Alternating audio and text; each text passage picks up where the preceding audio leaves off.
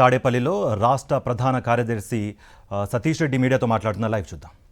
ఆడపోయి మీరు కాలయాపన చేసి దాన్ని తీసుకొని వచ్చి దానికి పెద్ద కవరింగ్ ఏంటంటే పెట్టుబడులు తీసుకొని వస్తాం.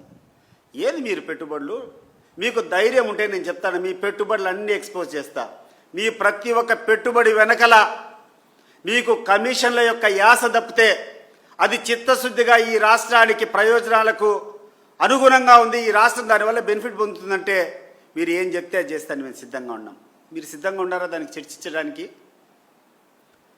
ఇటీవల కాలంలో జగన్మోహన్ రెడ్డి గారు 18 సార్లు ప్రెస్ మీట్ పెట్టారు.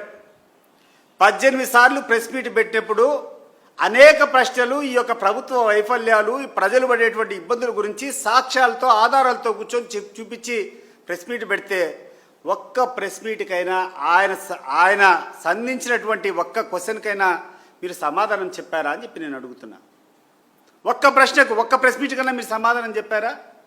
చెప్పకపోగా మీ యొక్క పేడ్ ఆర్టిస్ట్నో ఎవరో ఒకరు ఉంటారు, మీ దగ్గర పనులు జరిపించుకునేదానికో లేకుంటే వ్యక్తిగతంగా లాభాలు పడేదానికి ఎవరన్నా కొంతమంది చౌకబారు వ్యక్తులు ఉంటే వాళ్ళతో కూర్చొని రకరకాల స్టేట్మెంట్లు.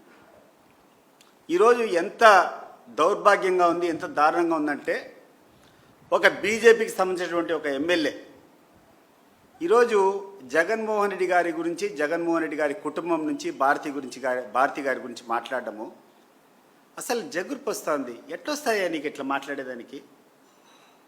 5 సంవత్సరాలు ఆమె భర్త ముఖ్యమంత్రిగా ఉన్నారు. ఏ రోజన్నా ఎక్కడైనా ప్రభుత్వ కార్యాలయాలకు కానీ, ప్రభుత్వ విధానాలే కానీ, ప్రభుత్వ విధుల్లే కానీ ఆయన ఎప్పుడైనా జోక్యం చేసుకున్నారా?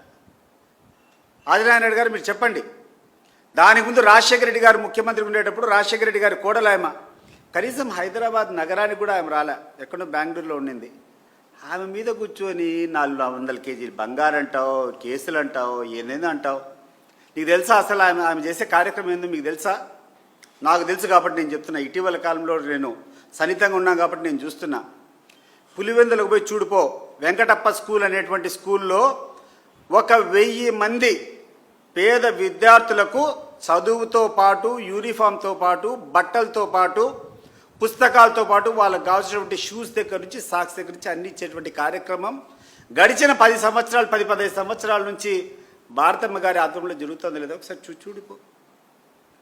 ఆ రోజు అదే కాకుండా ఈరోజు ఒక విజేత అని చెప్పి ఒక స్కూల్ పెట్టింది ఆమె పులివెందుల్లో. ఎవరైతే వికలాంగులు ఉన్నారో, ఎవరైతే మానసికంగా సరిగ్గా లేదో అటు పిల్లల కోసం అని చెప్పి 65 మంది విద్యార్థులకు విజేత స్కూల్ అని చెప్పి పులివెందుల్లో పెట్టిస్తూ ఉన్నారు.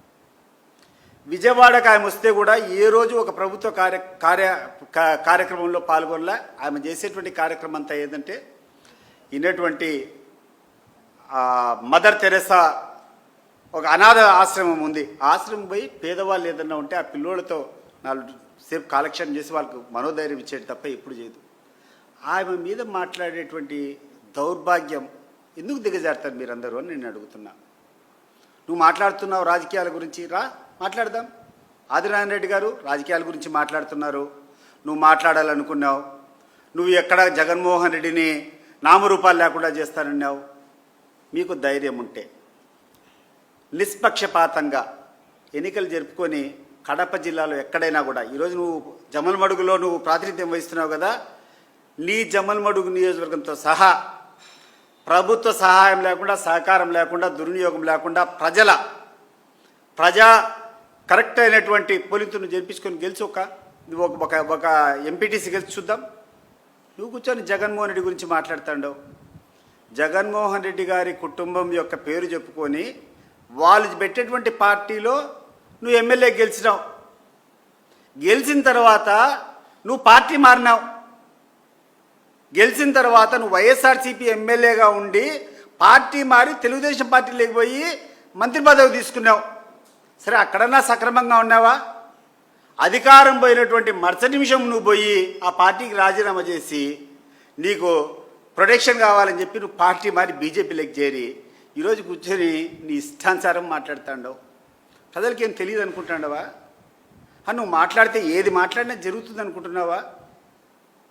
సాధ్యమైనంత వరకు మీ గురించి మాట్లాడకూడదు అనుకుంటాం, కానీ నువ్వు మాట్లాడేదేంది, నువ్వు వ్యవహరించేటువంటి తీరేంది, నువ్వు బెదిరించేదేంది, నువ్వు నామరూపాలు లేకుండా చేస్తాము, జగన్ ఎక్కడే లేకుండా చేస్తాము, చూస్తాం. అది కూడా రా, నువ్వు ఏదో పెద్ద ఎత్తున మాట్లాడుతుంటావు కదా, అన్ని దాంట్లకు సిద్ధంగానే ఉన్నాం. నువ్వు ఏమేమి చేస్తావో, ఏం చేయగలుగుతావో రా. ఒక్కసారి నీ ఫ్లాష్ బ్యాక్ చూసుకొని నువ్వు ఎక్కడి నుంచి వచ్చినావు, నువ్వు ఎట్లా పెరిగినావు, నీ యొక్క రాజకీయ ఎదుగుదలకు ఏం కారణం, ఎవరి పేరు చెప్పుకొని మీరు రాజకీయాలు ఉన్నారు, ఒకసారి ఆలోచన చేయకుండా కూర్చొని ఆ కుటుంబం మీద మాట్లాడతావు. సిబిఐ ఎంక్వైరీ అంటే ఇప్పుడు సిబిఐ ఎంక్వైరీ కాకుండా ఏం ఎంక్వైరీ చేస్తుందండి? వివేక హత్య కేసు గురించి సిబిఐ ఎంక్వైరీ కావాలి. ఈరోజు ఈ పేపర్లో నిన్న యొక్క స్టేట్మెంట్ నేను చూసినప్పుడు సిబిఐ కదా ఎంక్వైరీ చేసింది. ఎవరు ఎంక్వైరీ చేస్తారు?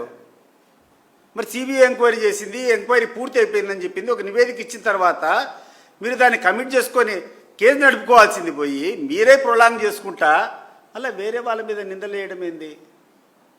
ఆదినారాయణ రెడ్డి గారు, నేను చెప్తున్నా, ఇంతవరకు నువ్వు అవినాష్ రెడ్డి మీద కానీ, లేకుంటే భారతమ్మ మీద కానీ, లేకుంటే జగన్మోహన్ రెడ్డి మీద నిందలేసే దాని ప్రయత్నాలు చేస్తున్నావు.